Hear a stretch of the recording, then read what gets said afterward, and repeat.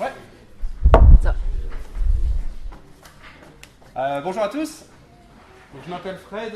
Je travaille au Microsoft Innovation Center de Mons. Je ne sais pas s'il y en a qui connaissent un petit peu. Bien.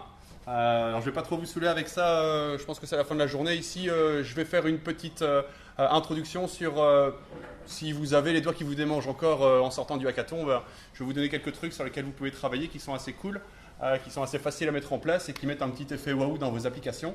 Et en gros, le Microsoft Innovation Center, c'est un petit peu ça. On est une ASBL en fait. On n'est pas du tout Microsoft. On est financé par Microsoft et surtout la région Wallonne. Et notre objectif, c'est de créer de l'emploi. Et d'aider les entreprises dans leur transition digitale, en gros. Alors créer de l'emploi, ça veut dire quoi? Ça veut dire qu'il y a peut-être des personnes ici, enfin je suis convaincu qu'il y a des personnes ici qui ont fait des projets super cool, je n'ai pas eu l'occasion de les voir encore, mais ces projets, ils vont sûrement avoir une vie après. C'est pas toujours facile, après un hackathon, de se motiver à continuer le projet et à trouver des personnes qui vont être intéressées, parce qu'ici on est tous ensemble. Après, vous allez être un petit peu frustrés sûrement, enfin il y en a sûrement qui ont déjà eu, qui ont fait des hackathons et qui ont eu des projets qui étaient super cool sur le moment et après c'est tombé à plat.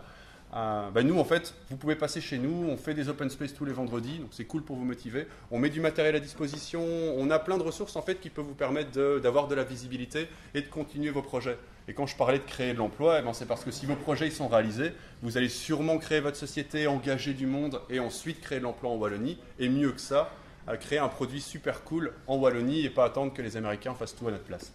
Donc voilà, nous on est un petit peu là pour balayer le terrain sur pas mal de technologies et c'est ce que je vais faire aujourd'hui. Je ne vais pas trop rentrer dans le code parce que je pense que voilà, vous en avez vu suffisamment. Mais voilà, je vais vous donner quelques pistes sur différents trucs qu'on fait. Donc ça, c'était voilà. Ça, c'était les petits slides pour nous. Pour terminer là-dessus, en fait, on fait pas mal d'événements pour les développeurs aussi. Vu que pour créer de l'emploi, on doit fédérer aussi une communauté de développeurs, susciter de l'intérêt et mettre ces développeurs en relation avec des porteurs de projets. Ici, à mon avis, dans les équipes, il y a des personnes qui sont à la fois dev et des personnes qui sont plutôt porteurs d'une idée ou d'une connaissance métier. Au MIC, en fait, une personne qui a une connaissance métier, elle peut venir nous trouver. Et nous, dans toute la communauté de développeurs ou dans les personnes qu'on va rencontrer, peut-être vous, si vous passez le vendredi, on peut vous mettre en relation pour créer des partenariats et des projets. Au-delà de ça, on s'occupe aussi de tout ce qui est prototypage. Et donc, si dans votre projet, vous avez besoin d'avoir un prototype, donc une première vie pour pouvoir le montrer à des investisseurs, de nouveau, vous pouvez passer chez nous. Et on a pas mal de programmes qui permettent de faire du prototypage pour gratuit à moindre coût généralement. Alors aujourd'hui, la démo, ça va être de se dire, voilà, aujourd'hui on a la possibilité de changer un petit peu les interfaces qu'on fait avec les machines, en tout cas avec les logiciels. Ça fait 100 ans qu'on se trimballe avec les claviers et les souris. Je pense que tout le monde sait que ça va rester à jamais. Je me sens qu'il y avait des gens qui avaient prévu que la souris disparaîtrait genre plus ou moins maintenant. Je pense qu'ils s'étaient trompés. Mais ce n'est pas pour autant qu'on ne peut pas aussi faire de nouvelles interactions avec les machines, surtout avec les nouvelles machines avec lesquelles on va être amené à se connecter. Ici, il y en a sûrement qui ont parlé un peu d'IoT, de ville connectée, de fait qu'on doit récupérer de l'information rapidement, la processer de manière différente qu'avec une application mobile ou avec un site internet. Il y a plein de possibilités très faciles en fait, à mettre en place aujourd'hui et qui font ce petit effet waouh qui pourrait susciter l'intérêt d'un investisseur dans le cadre de vos projets. Donc je vais parcourir quelques trucs, mais je vais aussi vous mettre dans les mains deux projets qu'on a open sourcés très récemment. Et donc vous pouvez les récupérer sur le GitHub du MIC en sortant d'ici si vous voulez vous amuser. Donc il y a un premier projet, c'est Ada, qui est en fait une sorte de petit assistant qui fait de la reconnaissance faciale et qui fait du service personnalisé. Donc je l'ai ici, il y en a qui peuvent regarder tantôt s'ils veulent s'amuser. Et il y en a un deuxième qu'on a fait avec Renaud, que vous avez vu ici pendant le hackathon. Et donc c'est le cookbook. Et le cookbook en fait c'est on va dire un projet pour bootstrapper rapidement une application avec déjà toutes les composantes, tous les layers, tous les frameworks sur lesquels on a fait des choix. C'est peut-être pas les meilleurs choix, mais c'est une manière de se dire tiens, je veux avoir une application qui va avoir une configuration web, bot, mobile, iOS, Android, je sais pas quoi. Vous le téléchargez, vous regardez un petit peu comment tout ça fonctionne et ça vous permet de rapidement rajouter des composantes dans vos projets. Ces deux projets sont en C#.net, parce que nous, c'est pas parce qu'on est Microsoft, mais on est de formation C#.net, donc c'est vrai que les protos qu'on fait généralement sont dans ces technologies-là. Mais en fait, tous ces projets se connectent à des services, dont je vais parler maintenant, qui eux sont agnostiques de toute technologie. C'est des API REST, donc ce que vous allez voir dans le code C#, je veux dire, les mécanismes sont les mêmes dans tous les langages de programmation. Vous pouvez regarder un petit peu comment on interroge ces services et après les adapter à vos propres solutions. Alors pourquoi est-ce que je crois beaucoup à ces interfaces naturelles? C'est que, ben voilà, je vous dis pas ce que c'est l'IoT, Internet of Things, l'Internet des objets, le fait que Internet of Everything maintenant on dit. Enfin en gros le fait qu'on va communiquer avec plein de devices dans notre maison et dans notre ville. Je ne sais pas s'il y en a qui ont suivi tout ce qui était un peu le CES et compagnie. Les devices qui montent maintenant, c'est des frigos. Le gros device de Samsung, c'est plus un téléphone, c'est un gros frigo que vous mettez dans votre cuisine et qui fait vos to-do list, et ça vous dit quand emmener les enfants à l'école et compagnie. Enfin, tout ça, c'est vraiment... ce sont des interfaces sur lesquelles il faut communiquer de manière différente. On ne va pas mettre un clavier dans votre cuisine pour communiquer avec un frigo. Donc notre idée, c'est de se dire que les êtres humains, ils communiquent ensemble avec la voix, avec la parole, avec les gestes. Et il n'y a pas de raison qu'avec la nouvelle intelligence qui arrive dans les applications, on ne puisse pas communiquer de la même manière avec les machines. Ça, c'est un peu la promesse, c'est clair que ça va évoluer. Mais là, aujourd'hui, il y a des trucs sympas qui vous permettent de faire ce genre d'interaction très facilement. Donc, je vais vous parler de ce qu'on appelle les Cognitive Services de Microsoft. À savoir que ce que je vous montre là, il y a toujours un concurrent aussi bien qui fait le même boulot. Ce sont des API REST, comme je vous le dis. Vous posez une question, elle vous envoie une réponse et vous processez la réponse comme vous voulez. Il y en a qui connaissent un petit peu? Il y en a qui les ont déjà utilisés? Il y en a qui trouvent ça cool? Cool. Voilà. Donc, pourquoi est-ce que je montrais une boîte à outils? Parce que, voilà, une boîte à outils, c'est plein... moi, je ne sais pas comment on construit un marteau, mais je sais l'utiliser, quoi. En gros, je ne suis vraiment pas bricolo. Et plus que ça, généralement, quand tu construis une armoire, tu ne fais pas qu'utiliser un marteau. Tu utilises plein d'outils que tu vas combiner. Donc aujourd'hui, pendant la démo, ce que je veux vous faire comprendre aussi, c'est qu'il y a pas mal de gens commerciaux qui vont vous faire ces démonstrations-là sur un point très spécifique. Ah, vous faites de la reconnaissance vocale, ah, vous faites du bot, ou ah, vous faites de la technologie holographique. Mais ce n'est pas ça un vrai produit. Un vrai produit, c'est faire une combinaison de tous ces différents outils pour donner l'impression que vous allez interagir de manière naturelle avec une application. Donc ça, c'est tous les services qui sont dispo. Il y en a de plus en plus. On va les parcourir un peu et je vais vous montrer où est-ce que vous pouvez les utiliser facilement. Mais donc en gros, ce que je veux retenir de ça, c'est l'objectif, c'est de donner un côté humain à l'application. Moi, une application, on a fait des projets IoT l'année passée par exemple, plein d'objets qui connectaient dans la maison. Et pour interagir avec ces objets, il y avait un dashboard sur une application mobile. Okay, pourquoi pas? Mais ça demande beaucoup de maintenance, les outils ils renvoient plein de données différentes, il faut s'embêter à savoir comment mettre les boutons, les ceci, les cela. Je suis convaincu que votre maison, vous pouvez lui poser la question. Je reprends toujours cet exemple de Retour à le futur 2. J'adore ces films-là où Jennifer du futur, elle va dans sa baraque et sa baraque lui dit bonjour Jennifer. Okay. On y est là. Vous pouvez le faire, vous prenez Ada, vous faites ça chez vous et vous faites un service personnalisé sur base de ce qu'on a vu chez vous. L'objectif, c'est pas de faire les trucs scary où on va vous coper dans la rue avec plein de caméras. C'est de se dire, voilà, s'il y a mon frigo, il peut me reconnaître pour faire un service, j'ai pas besoin de me loguer dans mon frigo de ma cuisine, quoi. Ça ne fonctionnera jamais. Si vous faites des outils qui vont complexifier la vie de vos utilisateurs alors que vous vouliez les simplifier à la base, ça ne marchera jamais. Alors, comment est-ce qu'on peut donner un côté plus humain à une application? Il y a la voix. Okay. Ça, c'est un peu simple. Je pense qu'il n'y a pas... Vous avez tous sûrement utilisé Siri, Google No. Vous avez tous vu que c'était super chiant à utiliser. Alors, il y en a qui utilisent un peu les assistants vocaux? Personne du tout?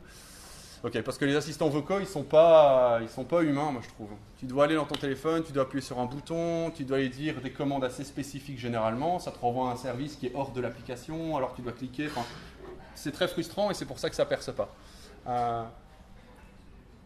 Dans vos applications, là maintenant, vous pouvez rajouter des commandes vocales facilement et sans devoir passer par ces API qui sont hors des applications.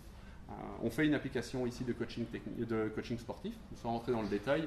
Toutes les applications de coaching, moi je ne fais pas beaucoup de gonflettes, mais j'ai déjà regardé un petit peu, vous avez des super modèles 3D qui font des sortes de pompes ou je ne sais pas quoi, mais il n'y a pas d'interaction avec cette machine-là. Okay, vous devez faire les pompes en même temps sur base de série, alors que là, aujourd'hui, les personnes qui font des applications de coaching sportif pourraient très très bien intégrer un retour en disant, mais voilà, j'ai vu que tu avais fait une pompe ou j'ai vu que j'avais communiqué avec toi sur base d'une pompe.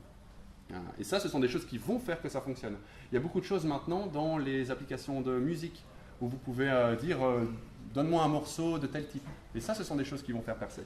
Alors, si vous avez des applications et que vous voulez mettre de la parole, donc il y a généralement les API du device que vous allez utiliser qui font déjà de la parole. Okay, mais si vous voulez en utiliser qui sont un peu plus puissantes parce qu'ils utilisent du machine learning, vous pouvez aller sur cette page-là. C'est un petit peu le fil rouge de ma présentation. Je n'ai plus ou moins rien inventé. Microsoft, s'il y a bien un truc qu'ils font bien pour le moment, c'est mettre à dispo pour les devs plein de démos et plein de code open source. Et donc là-dedans, en fait, vous allez retrouver plein de démos techniques que vous pouvez télécharger.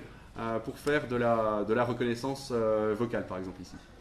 Donc, je peux vous montrer, bon, il n'y a rien de magique sur la reconnaissance vocale, mais ici, ça va marcher. Est-ce que tu m'entends? Voilà. Donc, je peux lui parler, et ici, je vais faire aucun effort, donc à mon avis, il ne va pas être à 100% bon. Mais l'avantage entre ce service-ci et d'autres services que vous pouvez utiliser qui ne font pas de machine learning, c'est qu'ici, comme vous le voyez, il construit la phrase sur base de ce qu'il a entendu. Et ensuite, il va reconstruire parce qu'il se dit, à tous les coups, je me suis loupé. Là, ça aurait dû être un verbe, là, ça aurait dû être un pronom. Et donc, il va essayer, on va dire, à 70% d'être bon. C'est bon ou c'est que de la merde? Bon, c'est plutôt pas mal. Mais tout ça pour se dire qu'on peut aller plus loin maintenant. C'est pas seulement j'entends ce que tu dis et je le copie tel quel, c'est je me doute parce qu'on a toute cette puissance du machine learning maintenant derrière les cognitive services, se dire que cette phrase-là, je l'ai entendue comme ça, mais ça me paraît pas normal, elle n'a pas de sens. Et donc je vais essayer de la reconstruire. Donc ça sont des services que vous pouvez utiliser. Il y a l'inverse, évidemment, le text-to-speech pour que l'application puisse vous répondre. Ada, elle le fait très bien. Si vous téléchargez, vous pouvez le tester chez vous. Le truc, c'est que là, il n'y a rien d'impressionnant. On a encore des voix assez robotiques. Dans tout ce qu'on a cherché, il y a celui-ci, qui est très cher. Mais par contre, là, qui permet de faire de l'intonation, vous pouvez lui passer en fait des paramètres comme quoi dis-le de manière triste, ou dis-le de manière enjouée, ou rigole en plein milieu de la phrase quand il y a un moment intéressant. Donc on y arrive. Alors, dans les choses qui sont plus impressionnantes maintenant, il y a la partie vision. Donc il y a un truc que la machine elle fait très très mal depuis longtemps, c'est de comprendre ce qui se passe en fait. C'est pour ça qu'on parle beaucoup d'input. En fait, on doit constamment tout écrire sur la machine pour avoir un service. On doit lui dire je dois faire ça, je me trouve là, il faut cliquer sur des boutons pour que la machine envoie notre localisation, qu'elle comprenne. Dans les cognitive services, de nouveau, vous pouvez facilement envoyer une photo et elle vous renvoie en fait plein d'informations sur cette image. Ça fonctionne avec des photos, ça fonctionne avec des streams vidéo. De nouveau, Ada, elle le fait bien. Je ne sais pas s'il y en a qui ont checké quand j'avais mis la tablette là-bas. Mais en fait, dès qu'elle va voir quelqu'un, si elle te connaît, enfin moi en tout cas, elle va me dire bonjour le matin, comique. Ça sert à rien, mais je peux mettre un traitement derrière pour que quand elle arrive, elle va me dire mes rendez-vous ou elle pourrait pousser des messages qu'un autre de mes collègues a demandé de mettre. Ça pourrait être mon frigo. Au lieu d'avoir cette gros écran comme Samsung a montré où tu dois faire des clics et des claques, ton frigo va te voir, il va dire au fait, n'oublie pas que les enfants, tu dois aller les chercher à l'école. C'est comme ça que la technologie, elle va percer. Et ce sont des API qui sont super simples. Si vous voulez de nouveau voir ici, tac, tac, tac, je vais me rendre ici, et je vais aller dans Vision. On va prendre Humons, image. Donc on va prendre ceci par exemple, afficher l'image. Donc imaginez que vous vouliez faire un traitement en rapport avec l'environnement. Vous êtes par exemple une chaîne de magasins et vous voulez faire un panneau de publicité qui va afficher une publicité qui a un sens. Pour le moment, la publicité, généralement, quand je la regarde, ça ressemble à rien. Alors que si vous pouviez simplement déterminer le sexe de la personne, son âge, ben vous pouvez afficher une publicité qui a un rapport avec vraiment ce que je veux. Ici, vous pouvez le faire super facilement. On va retourner ici, on va essayer. Tac, tac, bon, je vous promets rien. Hop. On va mettre la photo, on va voir ce qu'il dit. Comme je vous le dis ici, je viens de pousser un message. Ça va me renvoyer un JSON qui est structuré de cette manière-là. Qu'est-ce que ça me dit? Oula. Yellow Fire Hydrant, j'avais aucune idée ce que c'est. À côté d'un building. Donc il a vu qu'il y avait quelque chose quand même qui se trouvait à côté du building qui se trouve là. Et alors ça, c'est le truc le moins performant. Parce qu'ici, il va essayer sur base de tout ce qu'il a trouvé de te faire une phrase. Okay, donc vous, ce que vous devez plutôt aller chercher, c'est dans tout ce qui est tag. Et donc il va aller voir qu'on se trouve dehors, qu'il y a un bâtiment, qu'il y a des couleurs. Qu'il y a du jaune par exemple, qu'il y a du rouge. Et donc tout ça, il le fait pour les photos. Si vous le faites sur les personnes, il va vous dire l'âge des personnes, si vous avez des lunettes, si vous avez de la barbe, combien de fois vous êtes venu, il peut vous reconnaître. Vous envoyez une photo, il vous le renvoie. C'est vraiment hyper simple.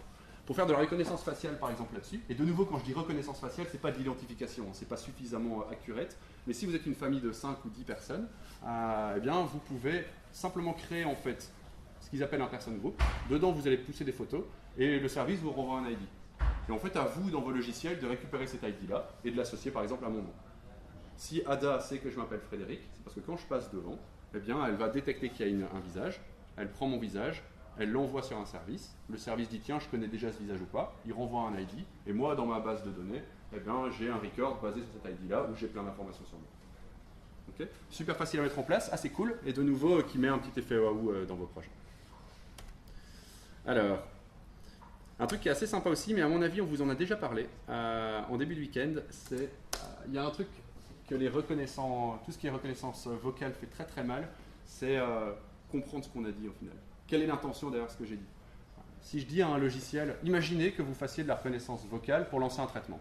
Et le traitement, c'est, j'en sais rien, réserve-moi une salle omique. Okay. Alors si vous êtes technicien, vous vous doutez bien qu'il va falloir parser la phrase en se disant tiens, il y a sûrement des mots intéressants là-dedans, et vous allez faire un gros switch en espérant que j'ai bien parlé ou que j'ai bien écrit, et vous allez devoir faire tout un tas de cas en disant mais voilà, je pense que c'est là, donc je vais rentrer dans tel traitement. Mais tout le monde parle différemment, tout le monde s'exprime différemment, et quand vous êtes dev en plus, vous le savez très bien, quand vous faites vos tests, vous passez toujours à côté du bug parce que vous allez toujours écrire de la même manière une intention, alors qu'une autre personne va le dire d'une autre manière.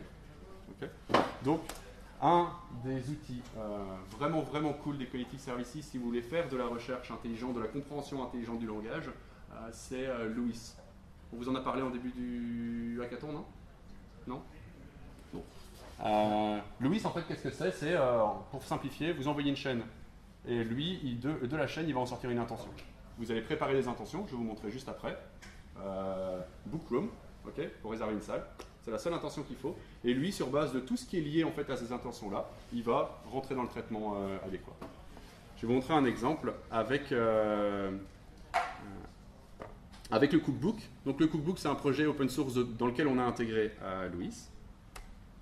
Donc si je viens là, ici j'ai mis le common par exemple. Donc ça en fait dans le Cookbook, eh bien, on gère à la fois les intentions business. Donc le Cookbook en fait c'est une application pour récupérer des recettes.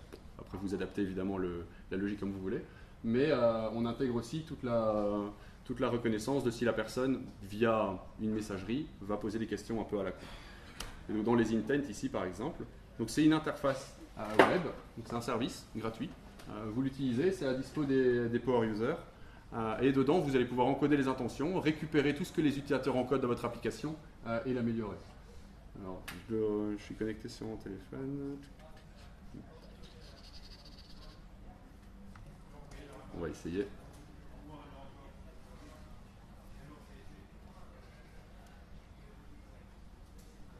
Hop.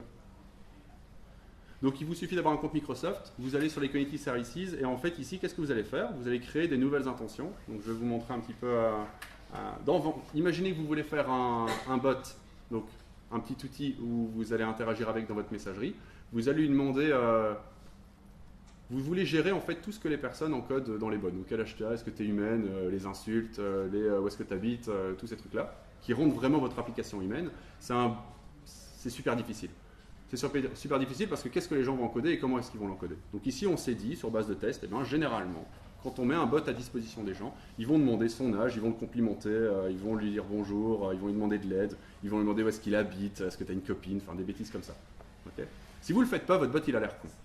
Et pourtant, ça prend beaucoup de temps à faire. Donc ici, qu'est-ce qu'on fait? On va définir une intention. Et ici, en fait, c'est tout ce que les gens ont encodé. Donc quel âge t'as quel âge, toutes ces bêtises-là. Et vous, en fait, vous pouvez lui dire, ok, ben, cette intention, en fait, elle est liée, enfin, cette phrase est liée à cette intention.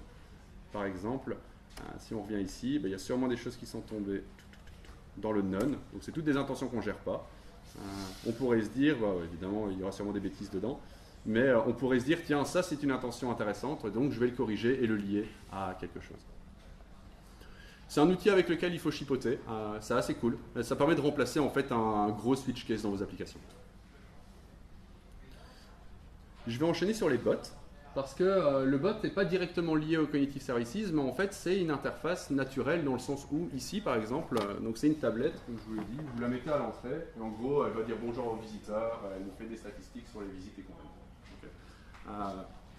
Ça récupère beaucoup de données. Ça pourrait être connecté à plein d'autres appareils qui vont nous récupérer la température, qui vont nous récupérer si tout va bien, si les portes ont bien été verrouillées, enfin de l'IoT classique. Mais comment est-ce qu'on va récupérer les informations qui sont dedans? Alors on peut faire une application mobile, un portail web ou quoi que ce soit, ou alors on se dit, ben voilà, c'est une maison intelligente. Ma maison intelligente, j'estime qu'elle doit pouvoir comprendre ce que je lui dis, soit par la voix, soit par le texte. Et donc, avec le bot framework, en fait, on va pouvoir... je vais aller sur mon Facebook, donc croisez les doigts pour qu'il n'y ait pas de bêtises dessus. Hop, c'est bon, je suis déjà sur la page. Donc ici, en fait, on a fait une petite page Facebook. Et dans une page Facebook, je vais vous expliquer comment ça fonctionne après. Vous pouvez connecter la page à votre bot. Évidemment, je suis admin. Je vais dire bonjour. Donc là, qu'est-ce qui se passe? Le bonjour est envoyé à Louis. Louis, il se dit, tiens, bonjour, c'est un truc qui ressemble à un greetings, qui est une intention que j'ai prévue. Et donc, il va me renvoyer greetings. Et moi, dans mon programme, j'ai une classe qui récupère l'intention greetings et qui va faire un traitement. Et le traitement, c'est me dire bonjour avec le prénom qu'il a récupéré de Facebook. Si je lui dis quand as-tu Fred, par exemple, hop, j'en sais rien. Donc là, qu'est-ce qu'il va faire? En fait, il va... ben voilà. Donc en fait, il l'a croisé à 28 minutes et j'étais là-bas en fait. Et comment ça fonctionne? C'est vraiment tout bête en fait. Il n'y a rien, il n'y a pas de magie. C'est qu'on a une API qui est connectée à cette petite tablette. La tablette envoie une photo à l'API. L'API interroge le service dont je vous ai parlé tantôt, renvoie un ID. Dans l'ID, j'ai été chercher Fred dans ma base de données. Et le bot, lui, il va simplement aller demander à mon API, ben tiens, Fred, que tu as sûrement vu tantôt, c'est quand? Je lui renvoie une phrase, une photo, et c'est là. C'est super facile à mettre en place. Vous pouvez aller voir dans Ada qui est open source, il y a genre une classe, il doit y avoir 200 lignes de code pour faire ça. Okay. L'avantage de ce truc-là, c'est que vous vous embêtez pas, c'est très rapide en fait, vous vous embêtez pas avec tout un layout compliqué. À chaque fois que vous devez rajouter une nouvelle intention ou une nouvelle fonctionnalité, il ne faut pas redesigner un nouveau point de menu, il ne faut pas que ce soit beau, parce qu'au final vous laissez Facebook s'en occuper. Et surtout, c'est full cross-platform, parce que c'est dans ma messagerie, et donc vous y avez accès sur iOS, Android, le web, en fait sur n'importe quelle plateforme. Donc ça c'est plutôt assez sympa et ça permet vraiment de donner, parce que généralement c'est vrai qu'on fait tous des projets d'IoT qui sont cool, mais quand on doit mettre à disposition les données aux gens, eh ben, c'est dégueu, ou on n'a pas le temps, ou c'est jamais très adapté. Que là, c'est quelque chose que vous pouvez faire rapidement. Alors, je vais vous parler vite fait des bots, vu que je fais l'intro. Les bots, on en entend beaucoup parler, mais c'est pas un truc nouveau en fait. Les bots, ce bazar-là, je sais pas si vous l'avez utilisé. Il était con comme un balai. Et lui, c'était clairement parce que c'était un gros switch derrière, quoi. Donc eux, ils avaient leur grosse base de données avec toutes les informations d'Encarta. Et donc, à mon avis, j'en sais rien, mais ils allaient parser quelques mots dans la phrase et ils se disent, si tu as tapé Égypte, eh ben, c'est sûrement parce que tu veux des informations sur l'Égypte. Et il allait te répondre un petit texte qui était prévu pour. Okay. Donc premier désavantage, ils n'avaient pas d'intelligence de langage comme Louis. Donc c'était pas super intelligent. Et de deux, il n'y avait que Microsoft qui pouvait le faire parce qu'il n'y avait que eux qui avaient accès aux API de MSN pour pousser des bots en fait. Peut-être qu'il y avait des API à l'époque, mais j'en sais rien. Mais aujourd'hui, Facebook, Skype, Slack, tous ces outils de messagerie ont ouvert des API qui permettent de pousser des bots dedans. Donc le bot que je vous ai montré tantôt, Ada, ça me prend quelques clics pour aller le connecter à un autre système de messagerie. Alors les bots, ça n'a pas marché. Parce que les gens ont fait des bêtises, ça c'est un bot aussi au final, c'était un assistant avec des boutons et compagnie, enfin moi je le trouvais rigolo, je mettais le petit magicien, mais il n'y avait pas de plus-value, okay, il n'y avait aucune plus-value, c'était envahissant, parce que à mon avis ils testaient la techno, donc il n'y avait pas cette possibilité à l'époque d'interagir avec plein de services différents. Aujourd'hui, vous pourriez simplement, vous pouvez vous connecter aux API de Marvel pour récupérer les super-héros, les croiser avec les API de IMDb pour regarder dans quel film ils sont sortis, et envoyer tout ça dans votre maison avec une caméra qui va regarder votre pote qui est passé avec un t-shirt qui a des Spider-Man dessus, vous faites des statistiques dans Facebook. J'en sais rien, j'invente, mais vous pouvez faire plein. Le fait qu'on puisse se connecter à plein de services, ça ouvre le fait que les bots peuvent marcher aujourd'hui, si vous les faites intelligemment. Donc les chatbots, j'en ai parlé. Alors oui, voilà, ce qui a changé, c'est un petit peu ce que je viens de vous dire là, et le fait que maintenant, non, c'est exactement ce que je viens de vous dire maintenant. Qu'est-ce que l'utilisateur y gagne? Ben, c'est ça. C'est le fait qu'il va pouvoir interagir naturellement. Microsoft a montré un truc assez sympa avec les commandes de pizza. Enfin, moi en tout cas je commande beaucoup de pizza. Il faut toujours aller trouver le bouton en haut commander, ensuite il faut remplir un formulaire, ensuite il faut aller chercher dans toutes les pizzas, et puis pour peu que tu changes et que tu vas chez un pote, et ben, la pizzeria n'est pas disponible, donc tu dois aller sur une autre pizzeria. C'est tout le temps différent. Que là au final, vous envoyez au bot comme d'hab. Vous envoyez comme d'hab parce que le bot, en fait, il sait très bien que vous commandez généralement cette pizza-là parce que vous lui avez dit, tiens, je prends ça. Il vous répond dans votre messagerie avec une petite push notif. Vous faites rien, c'est facile, vous avez votre pizza qui arrive.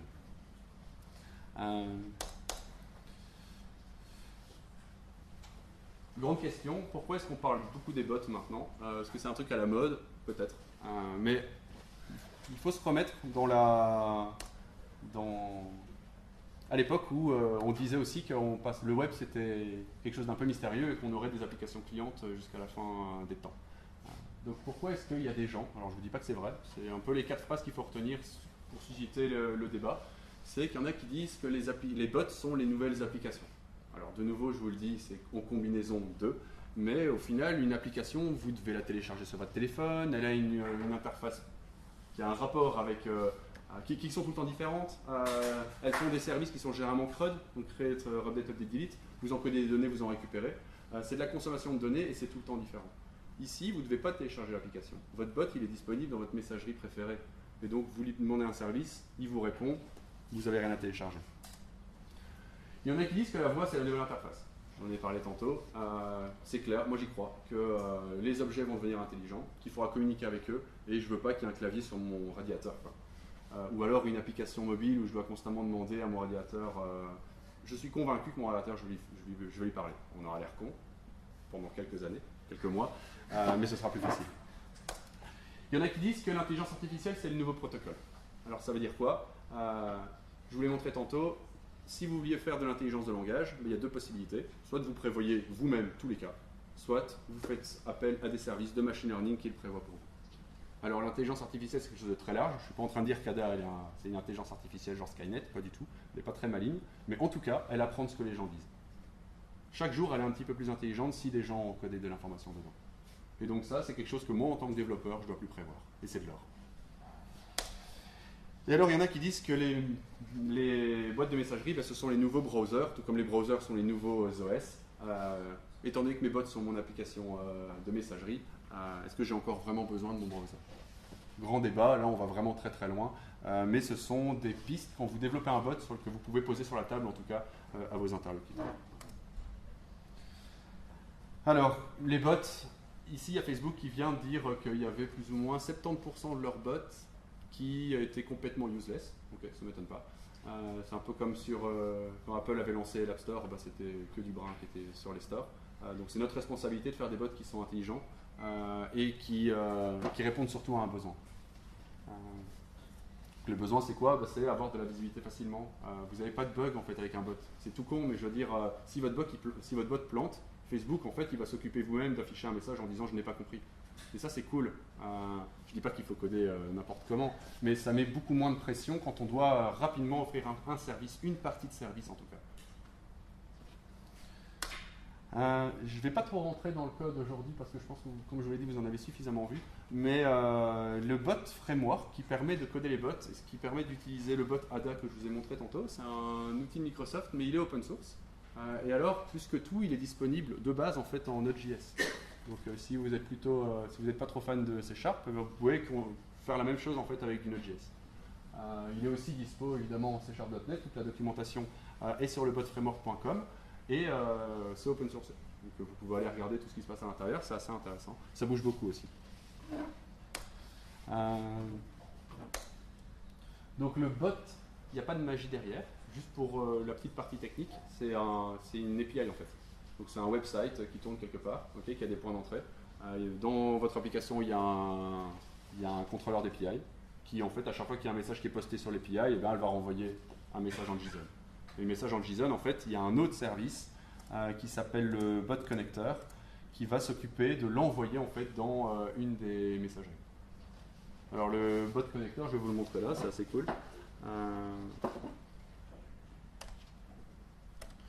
Tac tac, est-ce que je l'ai quelque part? Donc de nouveau, si vous êtes curieux, il ne faut pas hésiter à aller voir là-bas. La documentation est cool, il y a moyen de faire des petits tests rapidement.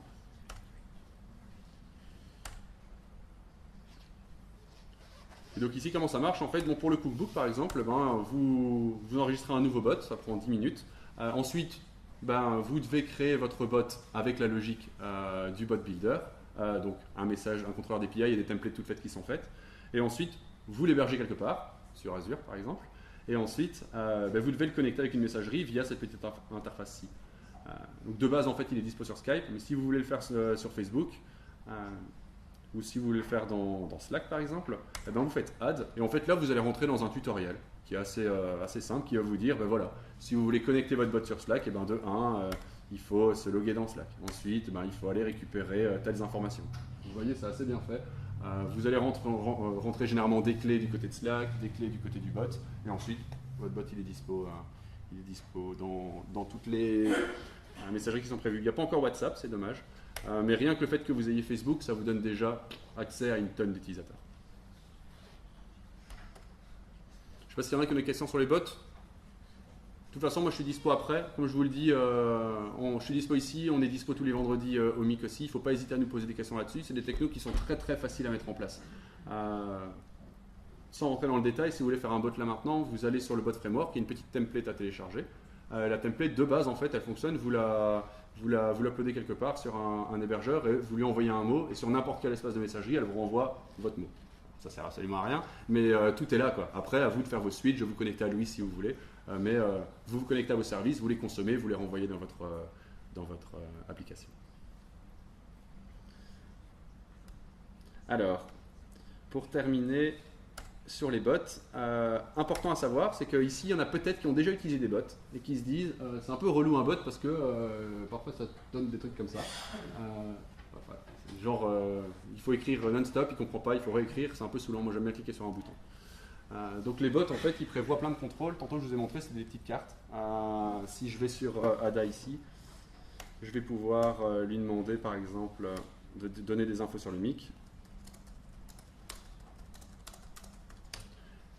Et ici, elle ne va pas me dire, si tu veux avoir des infos sur ça, écris-moi ça. Elle va me proposer un carrousel. C'est YouTube qui l'affiche de cette manière-là. Et donc, vous pouvez afficher des boutons. Il y a plein de contrôles assez différents qui vous permettent de faire comme si c'était une messagerie.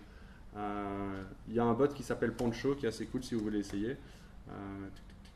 Il n'est pas là, il me fait la gueule. Non, il est là. Où vous allez voir que eux, ils ont remarqué aussi que parfois on veut utiliser tout le temps les mêmes applications. Et ils proposent aussi des menus dans le bot framework. Donc vous pouvez vraiment accéder à des choses directement là-dedans. Pancho, il est malin aussi. Parce que les bots, ils peuvent vous solliciter, mais parfois ça nous embête d'être embêtés. Donc lui, c'est comme ça qu'il faut penser à un bot. Ils lui ont donné une petite personnalité. Donc c'est un chat qui se balade et qui donne la météo, mais généralement, comme il est dehors, il fait la gueule. Et donc en fait, il me troll toujours. Donc la première chose qu'il me fait, c'est qu'il m'envoie un GIF. Donc déjà, ça me fait rire, donc j'ai pas envie de le dégager. Ensuite, il me fournit un service. Il me donne le temps, ok. Et ensuite, il me fait une vanne. C'est débile, mais c'est comme ça qu'un bot, ça va marcher. Si vous avez non-stop des potes à vous qui vont vous demander des services, okay, vous allez finir par les dégager. Okay. Donc vraiment pensez, si vous voulez que les bots fonctionnent, c'est ce genre de choses que vous pouvez mettre en place. Et j'espère, parce que je vais assez vite sur les technos, mais j'espère que là maintenant, vous voyez déjà un petit peu comment Pancho il fonctionne. Il y a sûrement une API quelque part qui tourne, il est sûrement connecté à un service de météo qui n'a rien à voir avec lui, et lui il a un connecteur, que ce soit le bot connecteur ou pas un autre, qui fait le lien avec Facebook. Je lui envoie une phrase, il l'envoie dans un Louis, qui lui envoie sur son API, qui va interroger le service, il me renvoie tout ça chez moi. Super cool, facile à mettre en place. Ok. Alors, pour le côté humain, pour une application, c'est quelque chose qui fait directement le job. Alors, on peut aller plus loin encore. Là, je ne vais pas trop rentrer dans le détail, mais pas du tout dans le détail même en fait. Donc, imaginez que là, il soit marqué une partie qui s'appelle la connaissance. Et donc la connaissance, c'est un truc super important pour un bot parce que si Ada, là maintenant, je lui demande, imaginons qu'elle est connectée à Wikipédia, qu'elle peut me récupérer des articles. Si je lui demande donne-moi des infos sur Mars, elle n'aura aucune idée si Mars est une planète, un dieu, une friandise ou quoi que ce soit. Avec Knowledge, en fait, ce sont des API de Microsoft qui permettent, sur base d'un texte ou une conversation, il va trouver que Mars, en fait, c'est une planète parce que juste avant, on a parlé de Jupiter ou du Soleil ou qu'on est en train de parler de quelque chose qui est en rapport avec l'espace. Et donc, de nouveau, si vous voulez que votre bot soit intelligent, c'est ce genre de choses qu'il faut mettre en place. Le bot CNN, par exemple, si vous l'essayez, va vous donner des informations sur la politique, ou sur n'importe quoi, en fait. Donc, si vous lui dites « donne-moi des informations sur la politique », il trouvera des trucs sur la politique. Cool. Si tu lui dis « j'aime pas la politique », il t'envoie des infos sur la politique. Ok. Droppez quoi. Ok. C'est important. Et alors, la dernière, c'est Search. Là, vous devez bien vous douter de ce que c'est. Ça vous permet d'aller chercher en fait plein de résultats d'actualité, de météo ou de recherche en fait sur Bing, si vous connaissez Bing. Alors, et on va terminer sur le futur. Donc, tout ce que je vous ai montré là, ça a peut-être l'air compliqué parce que je vous balance tout en bloc, mais ce sont des API REST. Vous posez une question, ça vous envoie une réponse. La spécification est bien. Si on veut aller plus loin, et Microsoft a déjà un pied plus loin avec le casque HoloLens. Je ne sais pas s'il y en a qui ont déjà vu ce casque-là. Ok. Mais c'est un casque qui va permettre de se passer de vraiment l'interface en fait. Votre frigo, comme je vous l'ai dit, eh bien, en imaginant qu'on ait mis en place tout ce que je vous ai dit là, eh ben, il vous reconnaît, il vous parle, c'est super sympa. Okay. Mais une machine, ça peut faire plus de services encore qu'un être humain, donc il ne faut pas se couper de tout ça. Ça peut clairement avoir un écran et vous fournir de l'information. Les écrans, c'est embêtant et je suis convaincu, les Samsung, c'est frigo, je troll un peu Samsung, mais c'est juste parce que ça me paraît effarant d'acheter un frigo avec un écran qui, d'office, je vais devoir le remplacer au moins tous les 2 ans. J'ai du mal à imaginer que cet écran-là, soit il ne va pas vieillir, soit il n'y aura pas des applications complètement folles avec une nouvelle définition d'écran ou je ne sais pas quoi. On va commencer à avoir des écrans partout et ça a un sens dès aujourd'hui en fait de pouvoir afficher des informations en rapport avec les objets de manière virtuelle et de manière holographique. Et c'est ça que propose le casque. C'est de se dire que là, si Ada par exemple, c'est une tablette qui est rectangulaire, elle a cette taille-là et ça ne bougera jamais. Moi, en tant que développeur, j'aimerais bien que le service que j'offre, il puisse changer à tout moment. Je ne veux pas développer mon application pour ce device-là. Je veux que mon application, elle prenne la forme qu'elle ait envie à un moment T. Okay. Donc, je pourrais en fait avoir juste un petit device qui tourne là et faire apparaître à la demande un écran virtuel grâce à ce casque. Ce casque, c'est une vision, évidemment, il va évoluer. Mais c'est vraiment, comme ils le disent, pour mettre un premier pas là-dedans. Se dire que c'est évident que ça va devenir plus miniature. C'est évident que ça va un jour être une nouvelle interface plutôt que d'avoir constamment ce truc dans notre poche qui tombe, qui casse, qu'on doit remplacer tous les ans parce qu'on l'a tout le temps avec nous et qu'il est produit. On le manufacture, on le jette à la poubelle. Alors, pour ceux qui ne connaissent pas du tout les HoloLens, ça c'est la vision un peu du produit. Alors, c'est pas aussi beau, mais vous allez voir que la vision est quand même bien, je vous le montrerai juste après. Donc, c'est vraiment de se dire que le casque se trouve dans la réalité, il va aller rajouter des modèles 3D dans la réalité. Et il peut déclencher des événements sur base de ce qu'il va voir. Donc ici, oui, il y a un petit peu d'entertainment, il y a beaucoup évidemment pour les architectes, on est en discussion avec eux pour pouvoir mapper des plans, il y a un côté très didactique d'avoir le plan qui se trouve là. Un hologramme c'est quoi? Au final c'est un modèle 3D. Tout simplement, la seule différence c'est que en fait, le casque va s'arranger pour qu'il soit positionné dans l'environnement réel. Et qu'est-ce que ça veut dire l'environnement réel? C'est de se dire que, je pense que vous voyez un petit peu ce que c'est les deux premiers, Virtual Reality, Augmented Reality. Alors Microsoft a inventé le mot, peut-être que ça existait avant, Mixed Reality. Ça ressemble à un truc commercial, mais en fait pas du tout. C'est de se dire que le casque a conscience de l'endroit où il se trouve, il va aller mélanger la réalité à son traitement. Si on prend cet exemple-ci, qui est un petit peu ce que je vous expliquais, moi j'aimerais bien que mon frigo, il n'affiche pas non-stop un écran avec la même taille. J'aimerais bien que ma to-do list, ce soit des post-it qui se posent dessus. J'aimerais bien que chaque développeur ait la possibilité de développer l'interface qu'il souhaite en fait, en fonction du device. Ça, c'est de la réalité mixée. Ça, c'est de la réalité augmentée. Alors la différence entre les deux, c'est que le Pikachu, il est positionné là parce que le téléphone a plus ou moins deviné que c'était du sol. Okay, mais en fait, il n'a aucune idée que le sol est là. Il ne sait pas la quantité de sol qu'il y a, il ne sait pas qu'il y a un mur à côté. La magie derrière, en fait, c'est que le casque, il est doté de caméras. Et donc c'est vraiment ça l'avantage de ce casque par rapport à n'importe quel autre device de réalité augmentée. C'est que dès que vous le mettez dans un endroit, vous voyez qu'il est connecté à rien, donc vous pouvez le prendre, il n'est pas connecté à un PC, vous le mettez sur votre tête et il va en fait mapper l'environnement.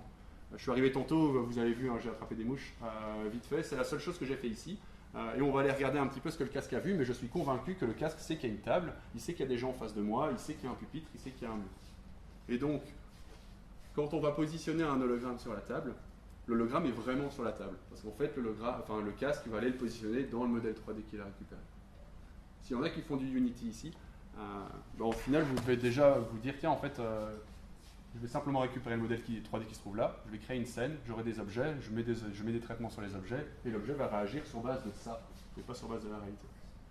Si vous faites le premier tuto Unity, vous faites une boule, vous lui associez de la gravité, on va dire elle tombe sur le sol.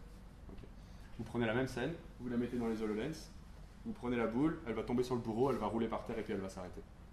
Il n'y a pas de magie, c'est juste que le casque, en fait, s'est occupé de vous récupérer un modèle 3D que vous allez pousser dans votre application. Et donc ça, on peut y accéder via le device portal. Alors le casque, c'est quoi? Comme je vous l'ai dit, ce sont tous les sensors qui sont là. C'est 4 caméras de reconnaissance d'environnement, plus une caméra de profondeur. C'est aussi une interface naturelle. Donc ça n'a pas de sens d'avoir un super casque si après vous vous trimballez avec une sorte de truc comme ça, avec un clavier et une souris. Donc ici, pour interagir avec l'environnement, en fait, il y a 3 gestes. Le pinch, la voix et le gaze, ils appellent ça. C'est en gros la souris, c'est là où je regarde. C'est plutôt la position de ma tête qui va déterminer l'objet avec lequel je vais interagir. Et alors ce qui est cool, c'est qu'il y a vraiment une tonne de projets qui sont sur leur GitHub. Microsoft, ils font quand même pas mal d'efforts là-dessus. Et alors surtout la plateforme, elle est libre pour leurs partenaires. Et donc il y a pas mal d'autres casques qui vont arriver, genre très récemment, enfin dans pas très longtemps, et qui vont permettre une expérience un peu similaire, un peu dégradée, parce que comme je vous l'ai dit, ça c'est la vision, c'est encore des casques très très chers. Eux ils savent que ce sera sans doute dans quelques années qu'on va arriver là, mais il y a des casques intermédiaires qui vont arriver bientôt. Alors, je vais vous faire une petite démo, ça va être un petit peu compliqué parce que le Wi-Fi est bloqué, donc je vais faire avec mon téléphone. On va essayer là tout de suite. Il y en a qui ont déjà eu l'occasion de l'essayer? Ici? Donc nous, tous les vendredis, c'est ouvert chez nous et vous pouvez non seulement venir travailler, les essayer, mais surtout coder dessus. Comme je vous l'ai dit, si vous avez des compétences Unity, en une journée, vous pouvez faire une scène qui tourne dessus. Vous faites une petite vidéo, c'est cool, pour montrer que vous êtes déjà une step plus loin si ce sont des devices qui fonctionnent. Alors, on va essayer. Hop.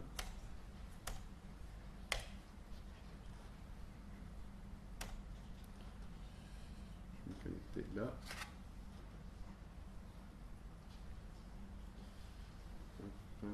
S'il veut bien. Donc, pour meubler, vous avez vu dans la vidéo que le type était complètement immergé, on va dire, dans la scène. C'est pas encore le cas dans le casque HoloLens, où la zone de vue, en fait, est assez réduite. Elle est comme ça. Ça, c'est ce que je vois pour le moment. Okay, à savoir que dans les expériences utilisateurs que Microsoft conseille, en fait, vous interagissez avec des hologrammes de plus ou moins 90 cm à 1,10 m de vous. En gros, ce qu'on fait en travaillant. Et donc, ça fait le job. De toute façon, vous voyez la réalité autour de vous.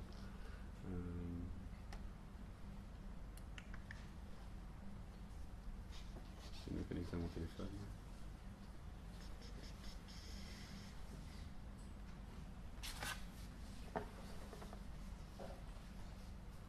Alors, je vais vous passer une petite vidéo en attendant. J'avais prévu le coup.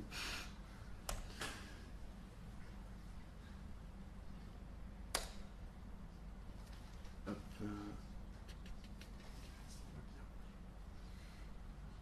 Ça va être compliqué ça. Ouais, parfait. Alors donc ça, comme je vous le disais, les casques comme ceci ne vont pas arriver tout de suite. Mais ici, il y a des partenaires qui font des casques en fait opaques. Alors, ça paraît un peu spécial d'avoir un casque où on ne peut pas voir à travers. Mais en fait, l'idée derrière, c'est de se dire que dans la plupart des expériences holographiques, on n'a pas besoin de voir la réalité telle qu'elle est. Le but, c'est de savoir que la réalité existe, mais on n'a pas besoin de la voir de la même manière. Donc ça, c'est ce qu'on a maintenant. C'est ce que je vais essayer de vous montrer si la connexion fonctionne. Mais imaginons qu'on veuille supprimer la réalité. Étant donné qu'on a les senseurs, étant donné qu'on aurait plusieurs casques dans cet exemple-ci, on pourrait remplacer la personne qui a un casque par un avatar. On pourrait remplacer l'environnement que je vois par des textures qu'on vient coller. Et on pourrait mettre une zone de sécurité, comme le fait le HTC Vive, en définissant par exemple un endroit où la personne ne peut pas aller. Et c'est super intéressant parce que imaginez par exemple que vous voulez faire une expérience où on va travailler sur un modèle 3D, une carte d'architecte. Okay, si on fait du VR, on va être coupé, on va peut-être voir les autres personnes via des avatars, mais ça va être compliqué parce que je ne verrai pas la table. Ici, vous pouvez venir avec quelqu'un, vous mettez votre casque, il va scanner la table, il va coller une texture sur la table, et donc vous allez voir la table. Vous pourrez vous asseoir sur la table, vous allez voir les personnes autour de vous, vous saurez qu'il y a un mur là, juste que le mur il sera vert peut-être, mais c'est pas grave. Okay, alors je ne vous conseille pas de foncer comme ça parce qu'il faut quand même un petit temps qu'il se calme. Mais en tout cas, dans une pièce où vous avez un petit peu regardé autour de vous, sur une table où ça va fonctionner. À savoir que vous pouvez récupérer les modèles 3D qui sont générés. C'est dommage, je ne sais pas pourquoi, mais mon transaction ne fonctionne pas. On va quand même continuer. Et donc ça, c'est vraiment ce que vous allez pouvoir, ce avec quoi vous allez pouvoir travailler à moindre coût, parce que ce sont les casques qui prévoient entre entre 300 et 400 euros. À voir, ils vont être annoncés bientôt. Alors, les exemples que Microsoft propose, et en tout cas les API disponibles, par exemple, c'est du coaching à distance. Donc ici, en fait, il y a déjà dans le SDK, c'est prévu application compagnon, et donc vous pouvez en fait interagir avec la réalité que la personne va voir pour lui donner des indications. Il y a évidemment tout ce qui est construction, tout ce qui est prototypage. C'est-à-dire que pour le moment, si vous voulez faire du prototypage, vous pouvez utiliser une imprimante 3D par exemple pour faire la première pièce, ensuite tester la pièce avant de la passer, avant de créer un moule par exemple pour la faire en grande production. Ici, ça pourrait être une étape entre les deux. En direct, en fait, vous pouvez prendre la pièce, la modifier avec votre outil, la pousser sur le casque, la tester et ensuite seulement l'envoyer à l'imprimante 3D. Il y a tout l'aspect créatif aussi.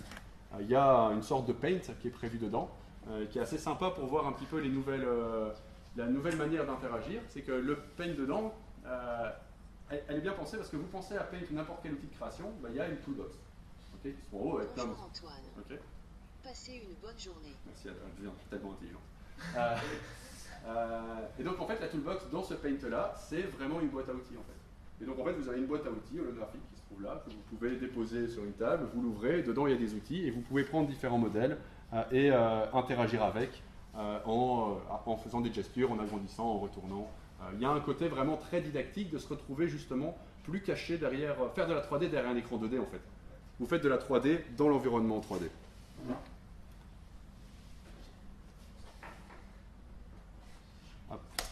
Et donc pour terminer, je vais quand même essayer de faire fonctionner la démo ici. Croisez les doigts. Mais donc comme je vous l'ai dit, les casques sont disponibles chez nous pour que vous puissiez développer dessus ou que vous puissiez juste les essayer. Donc il ne faut pas hésiter à passer soit les vendredis, soit à nous contacter par email pour